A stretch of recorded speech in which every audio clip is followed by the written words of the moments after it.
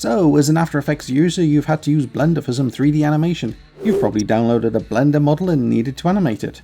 And now it's time to get this animation back into After Effects.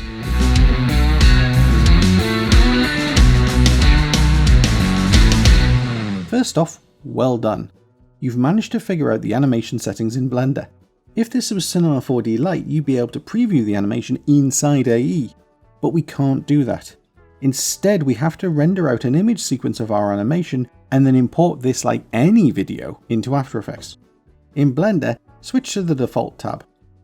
Then in the panel on the right hand side, select the printer icon, which is Output Properties. In the Output section, set your file name and folder location. There's a whole load of different formats to choose from. I generally stick with PNG. At this point, we can render out in black and white, RGB, or RGBA, which means the alpha channel, which is really useful. But this is Blender, so it's not that easy.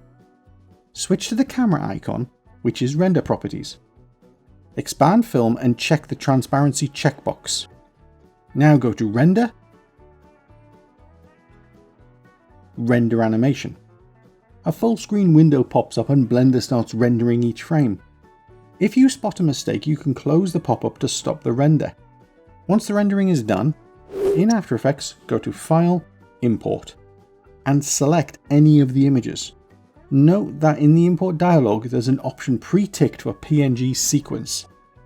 After Effects brings in all the frames as if they were a regular video. And that's it. But there's something that trips a lot of people up. This was a 3D animation, but now it is a 2D video.